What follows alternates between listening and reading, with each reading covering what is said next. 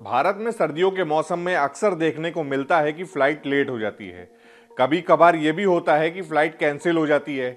इसी तरह ट्रेन भी रद्द हो जाती है, लेकिन अगर ट्रेन रद्द हो जाती है तो भारतीय रेलवे यात्रियों को पूरा रिफंड देता है।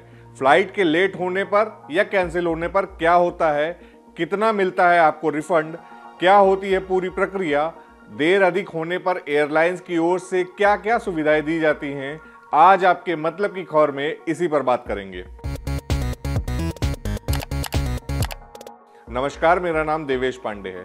देश में ठंड का सितम जारी है। कई जगहों पर घना कोहरा छाया हुआ है, जिसके चलते विजिबिलिटी कम हो गई है। इसका सीधा असर फ्लाइट्स और ट्रेनों पर पड़ रहा है। फ्लाइट देरी से उड़ रही हैं और कुछ को डाइवर्ट तक करना पड़ रहा है। फ्लाइट में देरी के कारण लोग ग्राउंड स्टाफ पर अपना गुस्सा निकाल रहे हैं। इसके वीडियो भी सोशल मीडिया पर छाए हुए हैं। मौसम की स्थिति, क्रू की कमी और विमानों की कमी जैसे कुछ कारण हैं जिनकी वजह से फ्लाइट्स डिले हो रही हैं। यात्रियों के अधिकारों को ध्यान में रखते हुए मिनिस्ट्री ऑफ सिविल एविएशन ने मुआवजे को लेकर दिशा निर्देश जारी किए हैं। अगर आप फ्लाइट से सफर कर रहे हैं और आपकी फ्लाइट आने में देरी हो जाती है तो ऐसे में फिर एयरलाइंस कंपनी को आपको टिकट पूरा रिफंड करना पड़ेगा। अगर एयरलाइंस ऐसा नहीं कर पाती है तो यात्रा के लिए आपको दूसरे ऑप्शनल फ्लाइट्स देनी पड़ेंगी। अगर ऑप्शनल फ्लाइट अगले दिन है तो एयरलाइंस कंपनी को आपके होटल में ठहरने की सुविधा भी देनी होगी।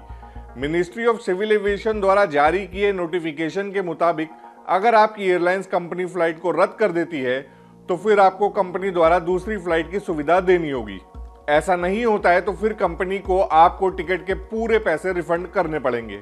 इसके साथ ही आपको एक्स्ट्रा मुआवजा भी मिलेगा। एयरलाइंस कंपनी को आपके खाने पीने का इंतजाम भी करना होगा। इस दौरान अगर आप एयरपोर्ट पर चेक इन कर चुके हैं तो आपके दूसरे फ्लाइट में बैठने तक खाने पीने की व्यवस्था एयरलाइंस को करनी होगी।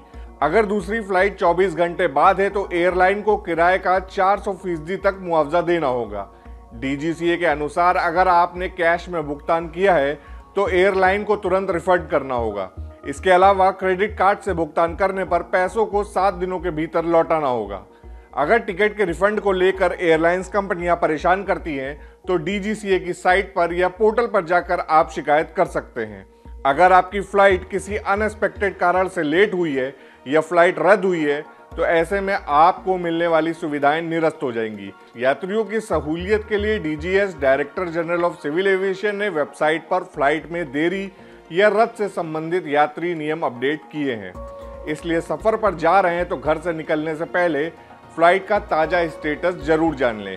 इस वक्त घने कोहरे की वजह से दिल्ली एयरपोर्ट से उड़ान भरने वाली 110 फ्लाइट्स या तो टाल दी गई हैं या तो इसके टेक ऑफ में देरी हुई है। फ्लाइट से सफर करने वाले यात्रियों को सलाह दी गई है कि वे घर से निकलने से पहले अपने फ्लाइट की स्थिति जान लें।